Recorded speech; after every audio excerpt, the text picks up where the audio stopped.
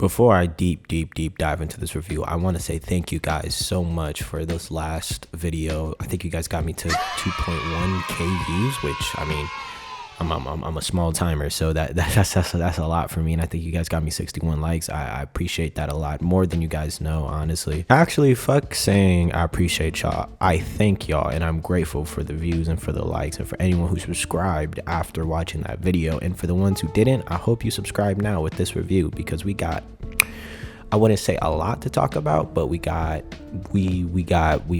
some chunks and bits to talk about today, mainly because of how heavy of the topic of the movie we're gonna be discussing, which is, if you haven't read the title already, Grave of the Fireflies.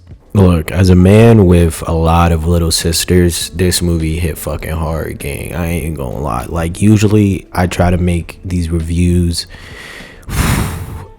I try to make these reviews funny, but this anime genuinely had me fucking crying, bro. But it's only because of this, the beauty, man, just the beauty that the story tells between a boy who is trying his best to make his sister not live in uttermost hell throughout the last days of World War II. And I usually like go with each scene, each detail within my reviews, but with this one, man, nah, bro, you're just gonna have to like hear me yap and talk about certain key moments within this movie, because first of all, it's 10 out of 10. Like, I don't throw that around loosely. There's a lot of fucking movies or animes that come out and I very don't give it the same credit like some people do, like how I feel about Hunter x Hunter. But with this movie right here, dog, this is 10 out of 10. Like, first and foremost, nobody wins in war, which I hate that movies that portray war as something that it should be glorified or something that is made cool. Second of all, the pacing in this movie is insane. It sets the tone right off the bat with our main character, Sita. I think, again, I'm butchering this man's name. Even though he's a fucking dog, he's legitimately a goat throughout this whole movie. But we start off with him explaining that he's dead, that he died 1940 something, 42, 46, 40. Fuck, check the script. But after his death, we start to go through his last moments. That's kind of the whole premise of the movie. We start going through what led to the death of his mother, the death of his father, and even, sadly enough, the death of his sister by the end of the movie. And of course, the death of himself, which all of it contributes to war. It all stems from war. The fact that his dad died during, like, in the actual war, because his dad was part of the naval Japanese fleet. His mother died because she got hit during an air raid by the Americans. His sister, of course, died due to the fact of, they ended up being homeless after their auntie kicked them out because their auntie was calling them lazy, which, again, fuck the auntie, she's an asshole. Then with other natural factors, like, again, none of this would happen if it wasn't due to the war. And then there's so many different beautiful shots that's taken as well. I mean, the one scene where he tries to hug his sister at night and his sister kind of just like waves him off, which, again, that seems like a very simple scene, but if you have siblings and you understand the concept of, hey, sometimes you just want to show your siblings some love and they're not really feeling you, so they kind of push you away, usually that's just a common thing. But in this instance, it means so much heavier because the big brother doesn't know how long he's gonna have his sister. You get what I mean? Like, he generally does not know how long that they have together. So that hug means so much more than if it was just a regular Tuesday. I mean, from watching this, and I mean, literally, even and oh my gosh, like, the thing that grabs me with this movie is that he's gonna die. Like, it's not gonna end well. But the simple scenes where it's just them and they're like at the beach, or if they're not at the beach, they're in the pond, and they're just trying to make it work, and it's so sad, man.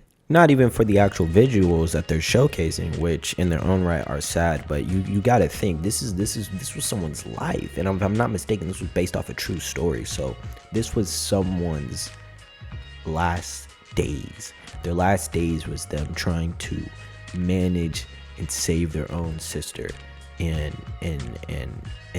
make it work, which in the end it didn't. But I think honestly, what most people might see this movie as a tragedy and a sad story, which it is, I think with the also coin we have to look at it is the sense of life. The concept of you have to take what you have and make it into something beautiful.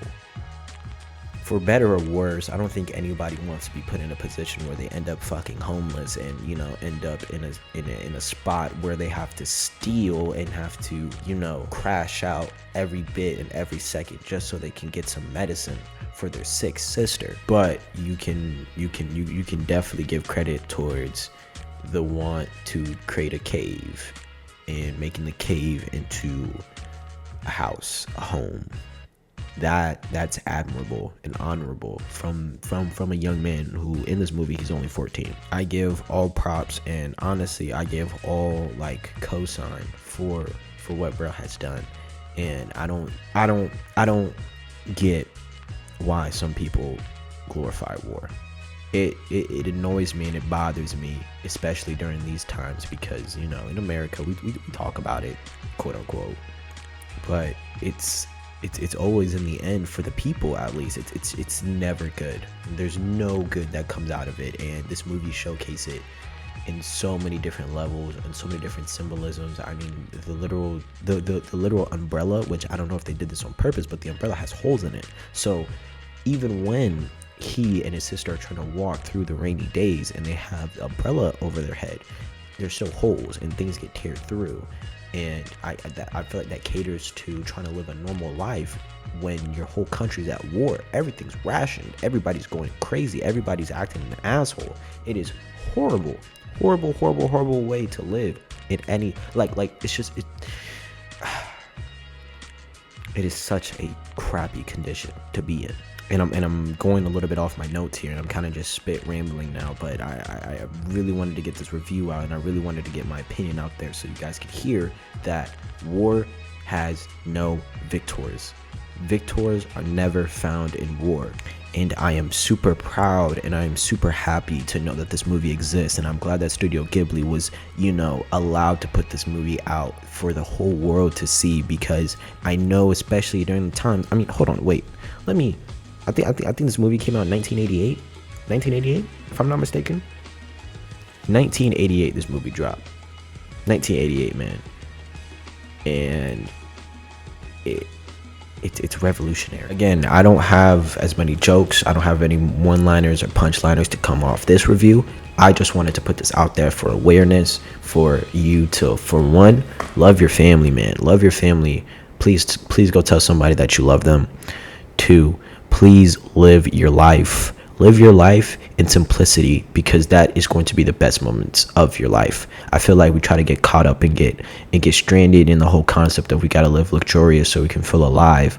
But this movie alone made me feel alive. It put me back into a perspective that I need to live again, and that is exactly what I'm gonna do. Forever. I want to live again. And this movie made me realize that you can live. You can live because others weren't able to. And even when they weren't able to, they found a way. Even when they weren't able to, they found a way. Anyways, though, if I had to rate this movie out of nuggets, 10 out of 10 nuggets, I recommend this movie to everybody. I really hope that you go check this out after watching this video.